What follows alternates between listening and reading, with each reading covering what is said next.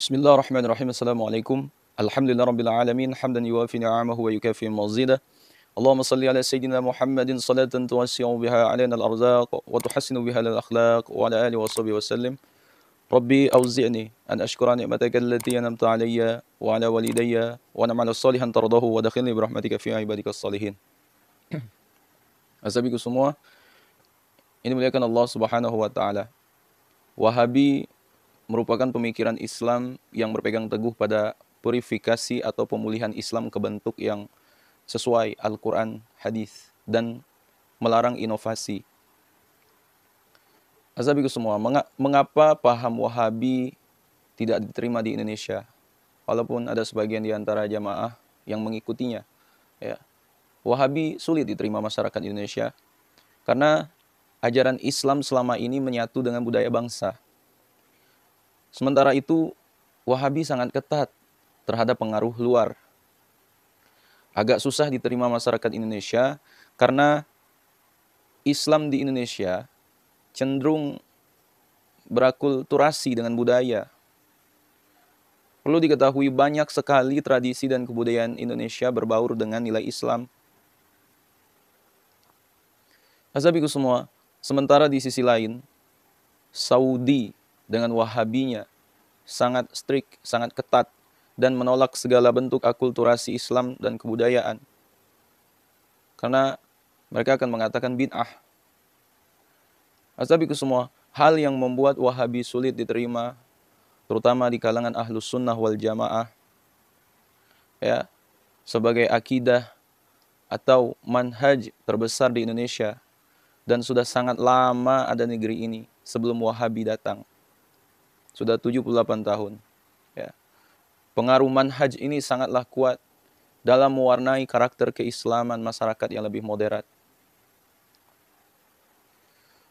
Azabiku semua dimuliakan Allah, kalau kita mau menyoroti secara perbedaan mazhab antar Indonesia dan Saudi, ya, Saudi memiliki mazhab resmi yaitu Hambali, sedangkan Indonesia Syafi'i. Wahabi tak lepas dari citra Saudi, karena pendiri paham ini, yakni cendekiawan dan pembaharu Islam Muhammad bin Abdul Wahab, berkontribusi dalam membangun negara kerajaan itu. Pemerintah Saudi juga mengadopsi paham ini sebagai sistem politik dan menganggap pendirian Wahabisme sebagai bagian dari negara. Azabiku semua, Wahabi adalah pemikiran Islam yang ditujukan untuk pengikut Muhammad bin Abdul Wahab yang berpegang teguh pada purifikasi atau pemulihan Islam ke bentuk asli sesuai teks Al-Quran dan hadis. Azabiku semua, sekali lagi saya katakan, kalau kita mau jujur dan menilai paham Wahabi, ya itu tak cocok dengan tradisi Islam yang ada di Indonesia. Ya. Dibangun negeri kita ini dengan paham Wahabi, nggak cocok di kita. Ya. Nggak cocok di Indonesia. Tak ada yang melarang paham Wahabi. Ya. Paham itu boleh tumbuh di negara, ya, boleh tumbuh di negara asalnya atau di luar negara Indonesia. Boleh di sana, karena hukum itu sesuai kebutuhan waktu, lokal, dan tempatnya.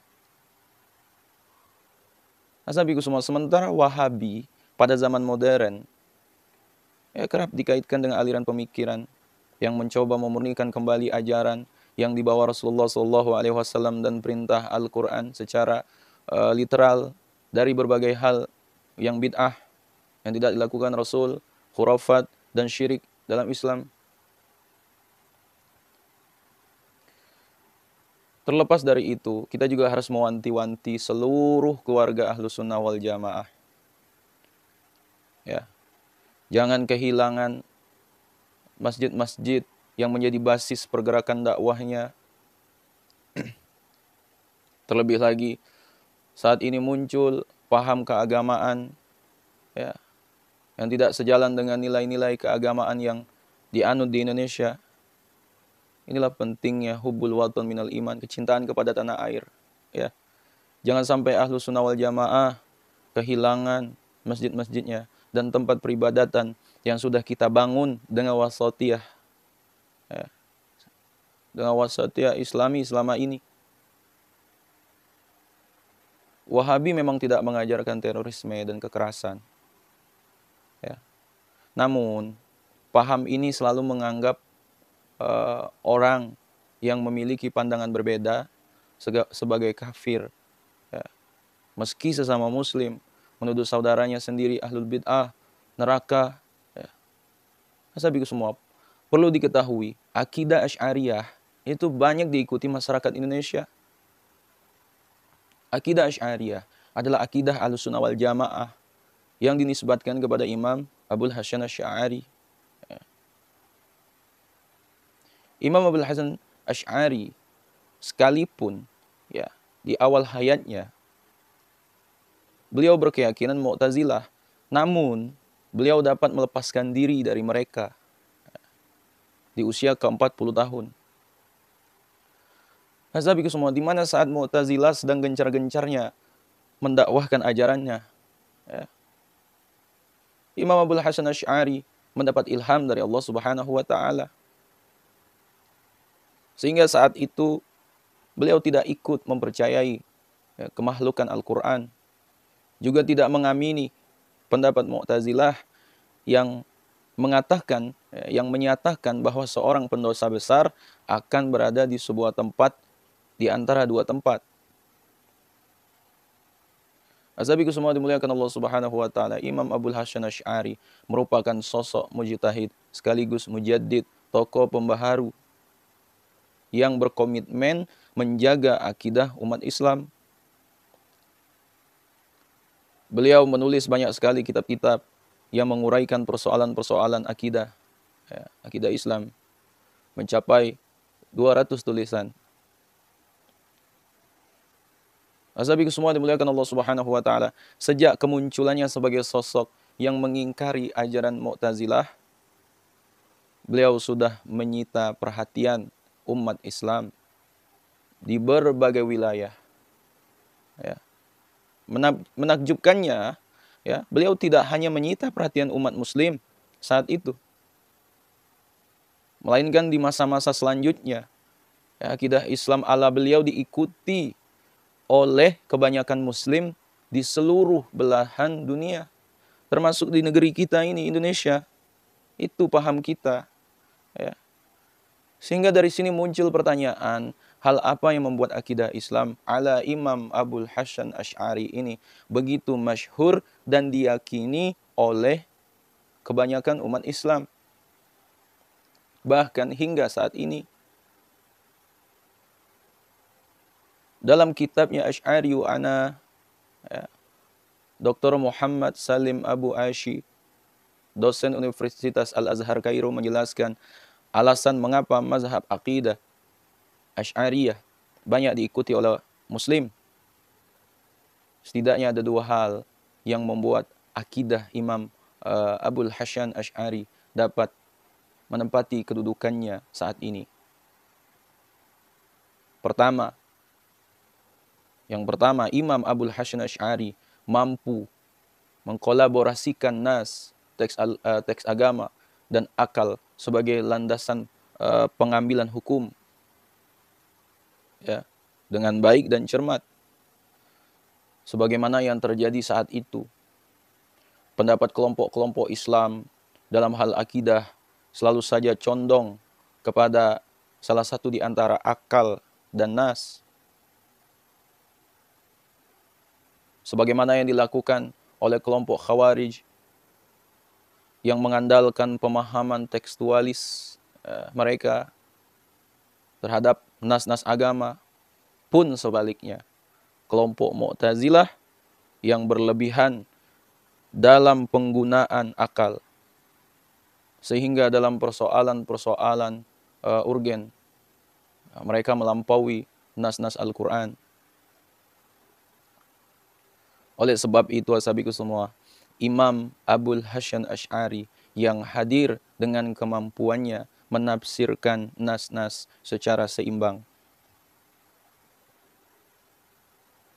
Berikut juga buah pemikirannya yang wasatiyah, yaitu moderat, dapat diterima dengan baik oleh umat Islam saat itu hingga sekarang. Yang kedua, dalam menyiarkan akidah Islam, Imam Abul Hasan Asy'ari sangat menjunjung tinggi nilai-nilai kedamaian di depan umat muslim, termasuk mereka yang berbeda pemahaman dengan Imam Abul Hasan Asy'ari. Azabiku semua, beliau berargumentasi secara ilmiah tanpa mengeluarkan kata-kata kotor yang dapat memicu kebencian, ya, yang dapat memicu kebencian mereka. Beliau bersikap toleransi, menerima dan mendengarkan setiap tanggapan dari mereka. Sekalipun tanggapan tersebut menyerang beliau, pun beliau sangat membenci pertikaian dan pengkafiran atau takfiri. Azabiku semua dimuliakan Allah Subhanahu wa taala. Imam Ibnu Asyakir dalam kitabnya Tibyan Kadzab Al-Muftari meriwayatkan saat di penghujung usianya, Imam Abul Hasan Asy'ari berkata kepada salah satu muridnya, "Bersaksilah untukku, aku tidak akan mengkafirkan seseorang pun dari ahli kiblat. Sebab mereka semua tetap beribadah kepada Tuhan yang satu. Sebenarnya perbedaan-perbedaan yang ada adalah perbedaan ungkapan atau istilah." Berargumentasi dengan ilmiah dan bersikap tasamu merupakan ciri khas utama orang yang mengikuti akidah Imam Abul Hasan Asy'ari. Ya. Beliau tidak mengkafirkan seorang pun di antara kaum muslim, kecuali dengan sebab yang jelas-jelas menunjukkan kekafiran. Azabiku semua yang dimuliakan Allah, poin ini juga menjadi kritik beliau terhadap kelompok Mu'tazilah, Khawarij, dan Hanabilah fanatik, tanpa menisbatkan hukum kafir kepada mereka. Beliau mencukupkan diri dengan mengatakan bahwa qaul mereka batil dan memberikan argumen atas kekeliruan mereka. Azabiku semua dimuliakan Allah Subhanahu wa taala. Dua hal inilah yang juga melandasi wasatiyah atau keseimbangan manhaj Imam Abul Hasan Asy'ari. Ya, yang lantas menjadikan akidah Asy'ariyah dapat diterima dengan baik oleh umat Islam hingga berkembang pesat di seluruh pelosok dunia. Asabiku semua dimuliakan Allah Subhanahu wa taala, sejak keinsafan hingga akhir hayatnya, beliau dengan telaten bergumul dengan dalil-dalil nakli dan akli. Beliau menghabiskan waktunya untuk menghadapi pemikiran-pemikiran yang menyimpang dari akidah Ahlus Sunnah wal Jamaah. Asabiku semua, dari upaya beliau kita dapat menemukan bahwa Islam agama yang menerima dialog ilmiah, bukan fanatisme tanpa dalil yang jelas. Islam agama yang membawa ketenangan, bukan keributan. Islam agama yang penuh cinta, bukan kebencian. Dan Islam agama yang mendambakan kebersamaan, bukan perpecahan. Azabiku semua dimuliakan Allah Subhanahu wa taala. Jadi hal-hal inilah yang menyebabkan akidah Asy'ari diterima di Indonesia. Ya. Azabiku semua dimuliakan Allah Subhanahu wa taala. 78 tahun sudah negara kita merdeka. Walaupun mudah sekali, banyak sekali pemahaman-pemahaman masuk ke negeri kita ini. Tapi tetap saja kita yang sadar akan hal itu, yang berpegang teguh kepada Ahlus Sunnah wal Jamaah, maka jagalah itu. Mulai dari akidah kita yang mengikuti Imam Asy'ari, atau Maturidi, kemudian bermazhabkan Imam Syafi'i, ya, kemudian mengikuti mazhab yang lainnya, kemudian bertasawuf ala Imam Junaid al-Baghdadi atau Imam Abdul Hamid al-Ghazali. Ya, inilah yang kita jaga. Inilah yang terus kita rawat ya sampai di akhir hayat kita. Azabiku semua dimuliakan Allah Subhanahu wa taala. Mungkin itulah yang dapat saya sampaikan. Sekiranya video ini bermanfaat, jangan lupa share kepada orang-orang kita cintai, dan jangan lupa juga share kepada, dan juga jangan lupa share ke akun media sosial kalian yang lainnya. Wallahu a'lam. Wassalamualaikum warahmatullahi wabarakatuh.